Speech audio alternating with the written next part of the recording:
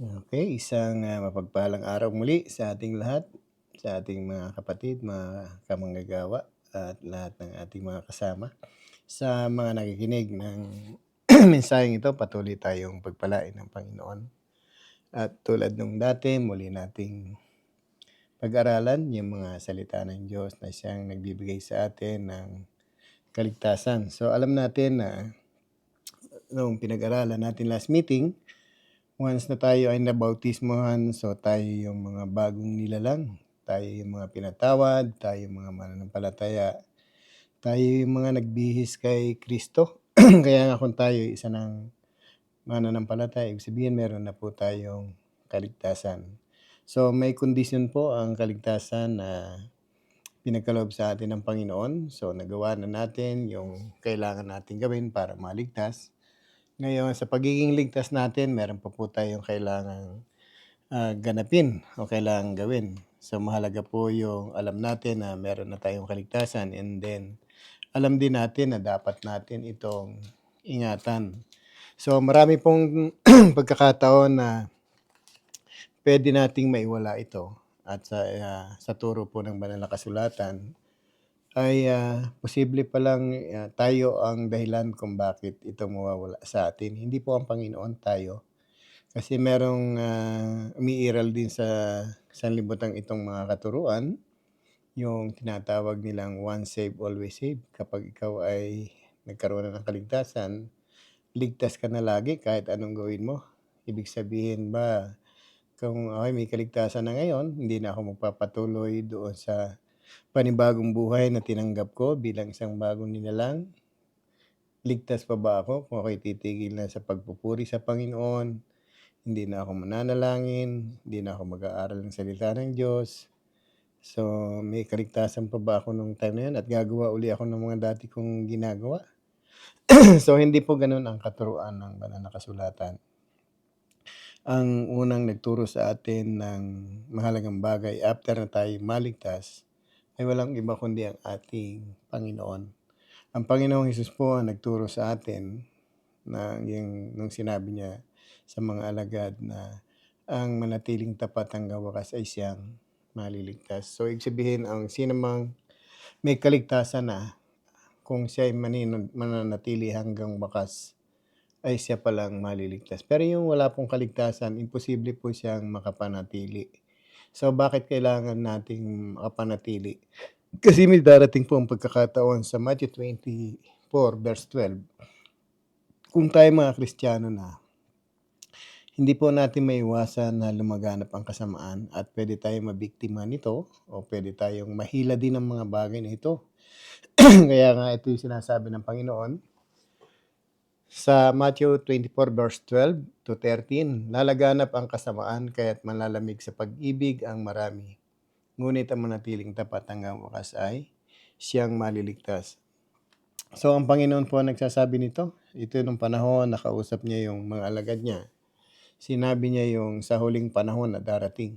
So, posible pala na ang mensahe nito ay makaabot sa atin kasi nga ang mensahe na ito ay para sa mga taong nagkaroon na ng kaligtasan na nangangailangan ng pananatili. So, ang isang dahilan kung bakit hindi tayo makakapanatili kasi lalaganap po yung kasamaan. At posibleng tayo ay mabulid din sa pagkakasala muli at tuluyan tayong manlamig sa Kanya. Kaya nga sabi rito, kaya't manlalamig ang pag-ibig ng marami. So either na manlamig tayo sa Panginoon o manlamig tayo sa ating kapatid, ito yung tendency na pwede pong mangyari sa atin kapag tayo ay muling naakit ng kasamaan. Para bang ayaw mo na uli magpuri sa Panginoon, ayaw mo na maglingkod sa Panginoon, ayaw na mag-aral ng salita ng Diyos, hindi ka na rin nananalangin. So, maraming pagkakataon sa buhay ng mga Kristiyano na hindi nila ito namamalayan kasi nabulag nga sila ng mga katuroang once saved, always saved. So si Pablo mismo re-rebuke, nire-refute niya itong aral na ito. Kaya nga sa atin, ito rin ang sinasabi ng Panginoon. Kaya kung merong magliligtas sa atin, siguro ang dapat nating pakinggan ay ang mga nakakaalam kung paano tayo maligtas, especially ang ating Panginoon na tagapagligtas. So isang tagubilin niya sa atin, matapos tayo mabautismohan ng isang bagong nilalang, ang nais ng Panginoon ay manatili tayo hanggang wakas ng ating buhay. So alam natin na ang buhay natin may wakas.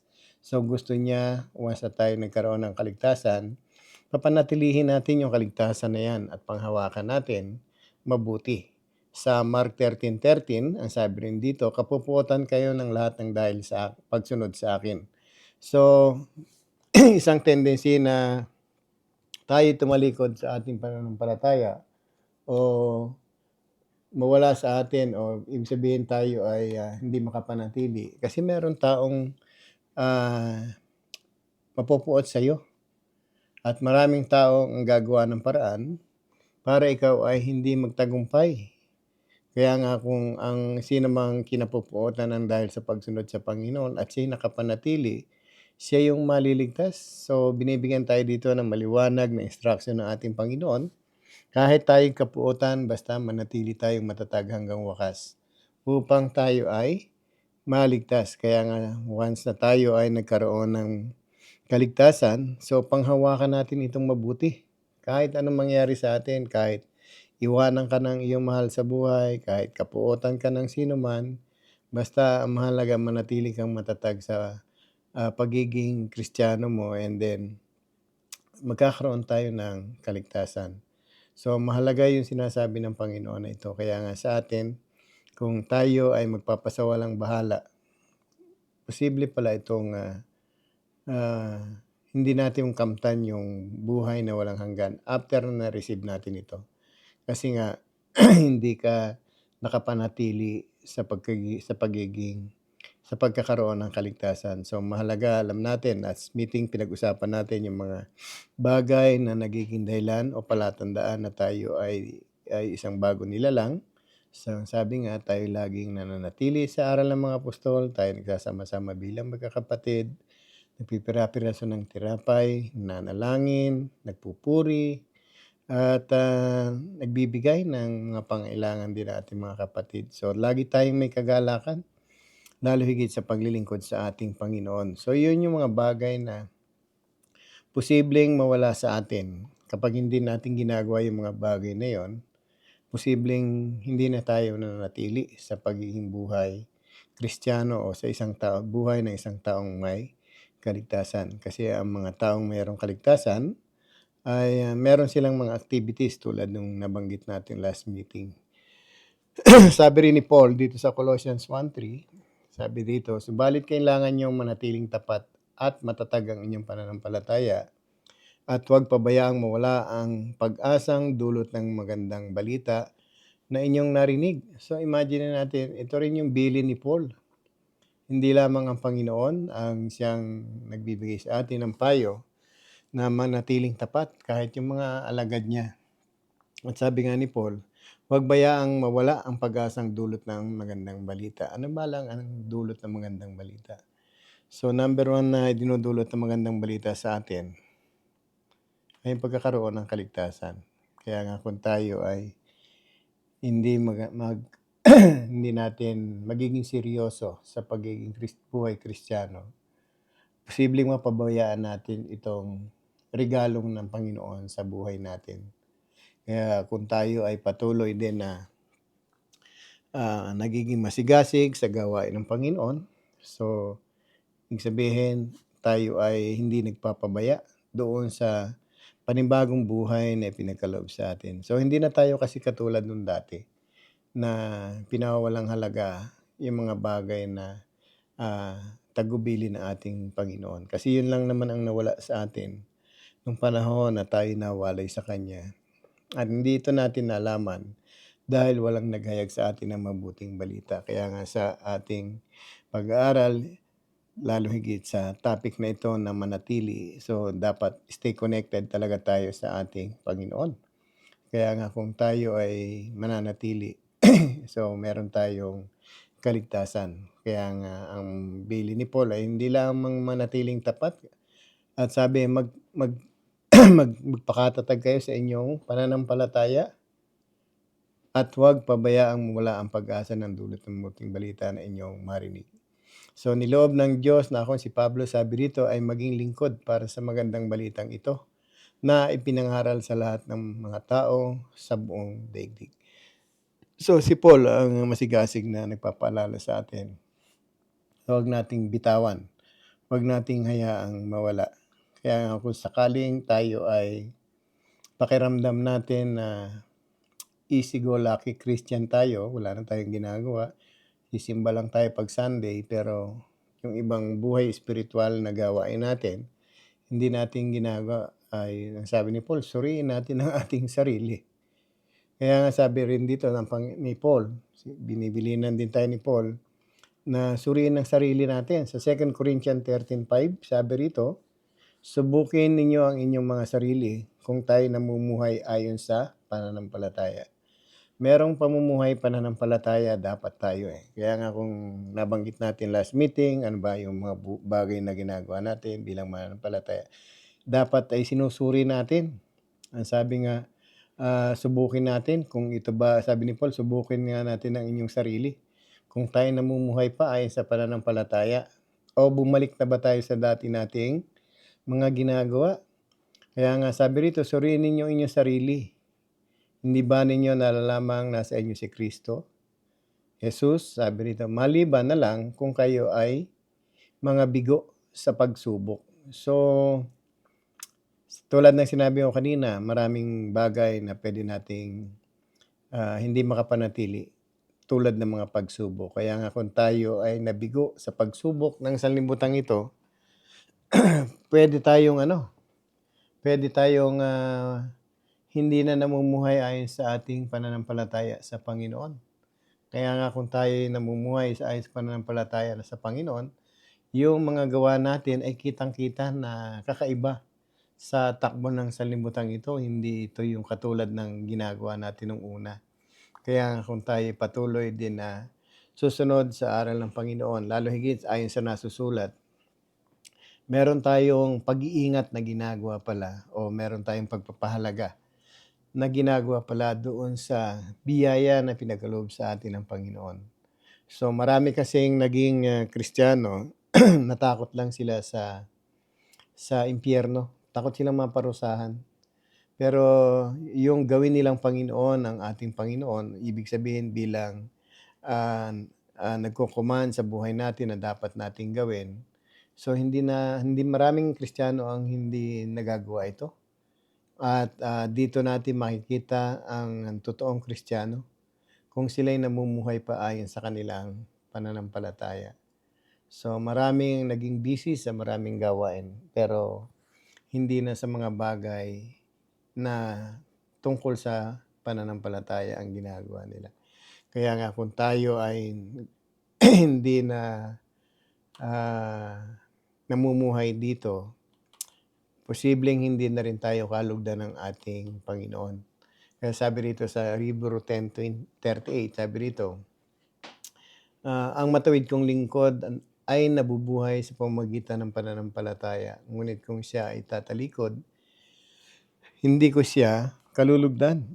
So sabi rin ni Paul, ang sabi rito, kung kanina ay kung pinasusuri ni Paul ang ating sarili, kung tayo ba'y namumuhay pa sa pananampalataya, dito binababalaan na tayo. Ngunit kung tayo tatalikod, sabi niya, hindi ko siya kalulugdan, sabi ng ating Panginoon. Kaya nga yung mga lingkod ng Panginoon, kung dati matuwid at nabubuhay sa pamamagitan ng pananampalataya, pero pag siya'y tumalikod, ang sabi rito, hindi tayo kalulugdan. So totoo pala na hindi mangyayari yung once saved, always saved. So walang ganun. Kasi ang Panginoon na siyang magliligtas ang nagsabi sa atin, kung tayo ay tatalikod sa ating pananampalataya, hindi tayo kalulugdan ng ating Panginoon. Kaya nga, dapat alam natin kung kaninong aral yung tinatanggap natin. Kung aral ng tao, tulad nga ng sinabi ko, may mga grupong nangangaral na once na kayo nagkaroon ng kaligtasan, habang panahon na ligtas ka na. Pero hindi po ganun ang sinasabi ng Biblia, at lalo higit hindi yun ang guidance ng Espiritu Kaya nga kung tayo'y may tagapagturo sa panahon natin ngayon, ito yung banal na kasulatan. Kung ano po yung sinasabi ng banal na kasulatan, ito po din yung dapat nating, sundin. At ang tinuturo din ng Espiritu ay yung pananatili sa ating Panginoon. Alam niyo ba na ang Espiritu ay nagtuturo din sa atin? Kaya nga nung dumating ang Espiritu dito na isinugo ng anak, ang sabi ng Panginoon, siya yung magtuturo sa inyo, magpapaalala sa inyo ng mga bagay na tinuturo ko. Kaya nga kung tayo ay hindi nagtuturo ng pananatili sa isang mga mananampalataya, wala sa atin ang espiritu ng katotohanan at hindi tayo nagtuturo ng ayon sa katotohanan. So, si Apostle John, ito rin yung paalala sa atin. Doon sa 1 John chapter 2, 26 to 27, sabi rito, isinusulat ko sa inyo ito upang bigyan kayo ng babala laban sa mga taong nagnanais na iligaw kayo. So, ito yung paalala ni John kasi darating ang Panginoon, darating ang panahon na maraming taong magliligaw sa atin. Tulad nga na yung mga nagtuturo na hindi na kailangan manatili, ligtas ka na. So, hindi po ganun yung turo ng Panginoon. Kaya dito, si John mismo ang siyang sumulat na bilang isang bigyan tayo ng warning doon sa mga taong nagnanais magligaw sa atin. Kasi kung malalaman natin ang turo ng ating Panginoon at turo ng Espiritu, ang tinuturo niya yung manatili tayo sa ating Panginoon. Kaya nga maliwanag sa nasusulat kung tayo ay magkakaroon ng kaligtasan, obviously na meron tayong nabasa o tinupad na ayon sa nakasulat. Sabi sa verse 27 ng 1 John chapter 2, Gayunpaman, ang Espiritu ang pinagkaloob na ni Kristo sa inyo at Gayunpaman, ang Espiritu ay pinagkaloob na ni Kristo sa inyo at habang ang Espiritu ay nananatili sa inyo, hindi ninyo kinakailangan turuan pa kayo ng iba. Ang Espiritu ang nagtuturo sa inyo tungkol sa lahat ng bagay. Lahat ng itinuturo niya ay totoo at walang bahid ng kasinungalingan. At tulad ng itinuturo ng Espiritu, manatili kayo kay Kristo. So, napakaganda yung tinuturo sa atin ng ating Panginoon. Kaya nga kung tayo ay nagtuturo ng mali, hindi ko na po ituturo itong manatili sa inyo. Manatili kayo sa ating Panginoon. Basta nagkaroon kayo ng baptism, tapos na. So, hindi po ganoon ang aral ng Panginoon. At hindi rin ganoon ang aral ng Banal na Espiritu. Ang itinuturo ng Espiritu ay manatili tayo sa ating Panginoon. At sa ating pananatili, kailangan nating maging matatag. So, kailangan nating pagsumikapan talaga na tayo ay tulungan ng Banal na Espiritu. Sabi sa aklat ni Judas, sabi rito, wala pong chapter yan, isang chapter lang po yan. Sa verse 20 at 21, sabi ni Judas, sabi rito, ngunit magpakatatag kayo, mga minamahal, sa inyong kabanal-banalang pananampalataya. Manalangin kayo sa tulong ng Espiritu. Manatili kayo sa pag-ibig ng Diyos habang naghihintay kayo sa ating Panginoong Hesukristo na magkakaloob sa inyo ng buhay na walang hanggan dahil sa kanyang habag sa atin. So, tinatagubilinan tayo ng ating mga kapatid sa Panginoon na tayo ay magpakatatag habang hinihintay natin ang pagbabalik ng ating Panginoon. So, yung maliwanag sinasabi rito na kinakailangan nating manatili sa pag-ibig ng Diyos. At habang tayo naghihintay, so kinakailangan natin manatili kay Kristo. At ang sabi nga rito, manatili kayo sa pag-ibig ng Diyos habang naghihintay kayo sa pagdating ng Panginoon sa Kristo na magkakaloob sa inyo ng buhay na walang hanggan dahil sa kanyang habag sa inyo. So yung buhay na walang hanggan, yung kaganapan po pala ayon dito sa binasa natin ay sa pagdating ng ating Panginoon. So ano yung meron tayo?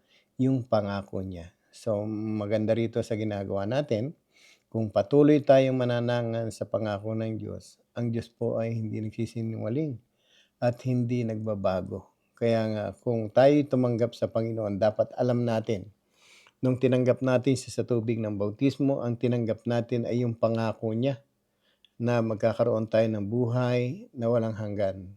Pero habang hinihintay natin yung kaganapan, yung pagkakaloob sa pagdating ng Panginoon, kinakailangan nating magpakatatag. Kinakailangan nating manatiling tapat sa ating Panginoon. So, hindi po hahangga sa baptism lang.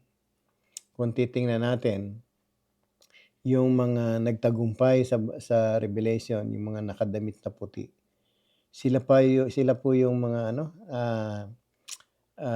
nagtagumpay sa kabila ng mahigpit na pag-uusig. Kaya nga yung mga pag-uusig na darating sa atin, yung mga bagay na magiging dahilan kung bakit tayo para tumalikod. So, ang sabi rito, magpakatatag tayo sa ating pananampalataya. Huwag nating hayaang mawala yung pinagkaloob ng Diyos sa atin. Mahirap pong magkaroon ng buhay na walang hanggan. Ang dami pong nagnanasa na magkaroon ng buhay na walang hanggan.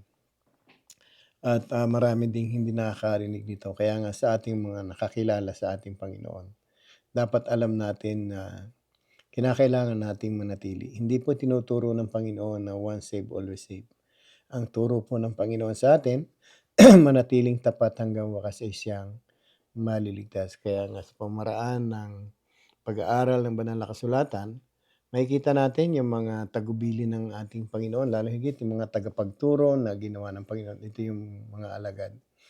Kaya nga sa atin, habang hinihintay natin kung ang buhay na walang hanggan sa pagbabalik ng Panginoon, so manatili tayo sa ating Panginoon. Sa Revelation chapter 14, verse 13, kung tayo po ay patuloy na mananatili at maglilingkod sa Panginoon hanggang kamatayan, so tayo po yung makakatanggap ng pagpapala. Tayo yung tinatawag ng Panginoon na pinagpala. Sabi po rito sa Revelation 14 o Pahayag chapter 14 verse 13, at narinig ko na mula sa langit ang isang tinig na nagsasabi, isulat mo, mula ngayon, pinagpala ang mga mamamatay ng naglilingkod sa Panginoon.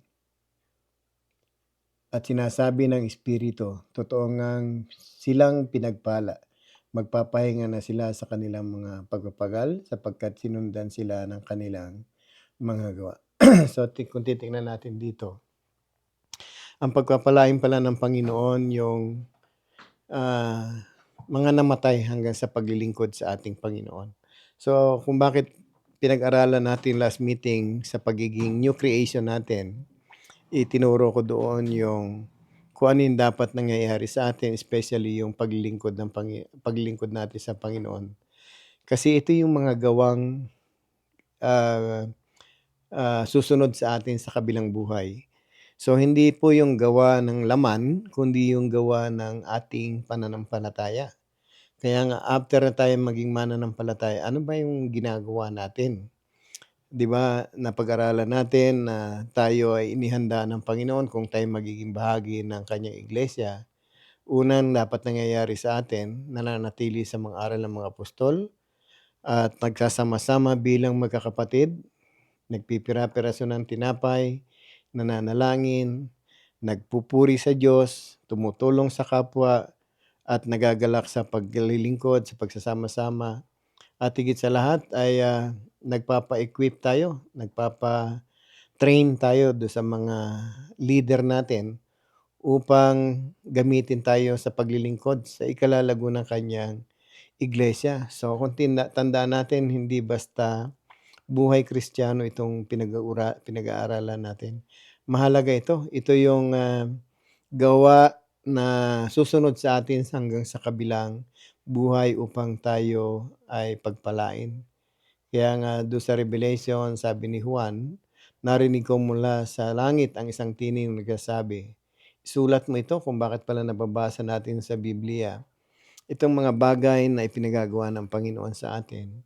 Kasi binigyan ng, order itong si Juan na isulat yung mga bagay na kanyang naririnig. Kaya nga sabi, mula ngayon ayon sa tinig, sabi ng tinig, pinagpala ang namamatay na naglilingkod sa Panginoon. Kaya nga abutan tayo sana ng kamatayan, pare-pareho na naglilingkod sa Panginoon. At sinabi ng Espiritu, totoo nga sila'y pinagpala. Magpapahinga na sila sa kanilang mga pagpapagal. So itong pagpapagal natin, kung paano natin ninanais na maipahayag yung mabuting balita. Kasi sabi ng Panginoon sa Great Commission, humayo kayo't gawin yung alagad ko ang lahat ng bansa. Bautismuhan niyo sila sa ngalan ng Ama, ng Anak at ng Espiritu Santo. At turuan silang sumunod sa lahat ng pinag-uutos ko. So ito yung mga bagay na ginagawa natin. Ito yung pagpapagal natin sa ating Panginoon. At kapag tayo ay namatay sa kabila ng ating mga ginagawang ito, sabi, susundan sila ng kanilang mga gawa. Doon pala tayo masasabing tunay na pinagpala ng ating Panginoon. Kaya nga, hindi po mahirap o hindi rin naman madali ang buhay Kristiyano. Mahirap lang kung meron po tayong, resistance doon sa mga bagay na sinasabi ng ating Panginoon. Madali kung, magpapasakop tayo sa banal na espiritu. May katulong po actually tayo para magawa natin ito, ang espiritu ng ating Panginoon. Hindi po natin kayang gawin mag-isa ito, kaya nga yung mga gawa nating na tinutukoy dito, ito yung gawa ng pananampalataya natin, hindi po ito gawa ng laman. Ito ay sa pamamagitan ng ating pag-ibig sa ating Panginoon, patuloy tayong sumusunod sa Kanya. Kaya nga, siguro after na marinig natin yung pananatili, ano ba yung dapat ko pang gawin? Kaya nga mahalaga rin sa pagiging buhay Kristiyano natin na nag-aaral tayo ng salita ng Diyos at higit sa lahat ay inaalam natin yung mga instruction na nagmumula sa kanyang salita. Kaya nga kung tayo ay laging nag-aaral, lagi tayong nakikinig ng salita ng Diyos o nagpapaturo sa iba, may malaking pag-asa tayong magkaroon ng buhay na walang hanggan. Kasi kaya nating manatili sa ating Panginoon. Hindi natin alam kung kailangan natin manatili pala talaga. Kung hindi tayo nag-aral siguro hindi natin alam na dapat pala nating manatili. Masarap kasi yung buhay natin tulad dati. Pag gusto mo sumimba, simba ka lang. Pag gusto mo magdasal, dasal ka lang. Kung magustuhan mo lang, para bang ikaw yung amo ng buhay mo. Kaya nga, kung merong nangangaral sa atin na once save, always save, sigurado tayo puno yung simbahan ng mga tao na yun. Kaya nga, ang problema lang, totoo bang once save, always save? So, hindi po totoo. Meron pong kailangan nating pag-inaman. Meron po tayong dapat gawin. So, isa na itong manatili o maging stay connected to Christ, sabi nga nila sa ating Panginoon. Kaya nga kung tayo mananatiling kalakip ng Panginoon, sabi sa Romans 8:1, hindi nahahatulang maparusahan ang sinumang nakipag-isa kay Kristo. Mahalaga yung connected tayo sa Panginoon. So, hindi na raw tayo hahatulang maparusahan ang mga nakipag-isa kay Kristo. So, sino ba yung mga nakipag-isa? So, ito yung mga taong nabautismuhan, tumanggap sa Panginoon. Ito yung mga bagong nilalang na. Ito yung mga mananampalataya at higit sa lahat, ito po yung mga nananatili sa ating Panginoon. Kaya nga kung tayo nananatili na sa Kanya, so dapat lagi tayong masigla, lagi tayong naglilingkod sa ating Panginoon.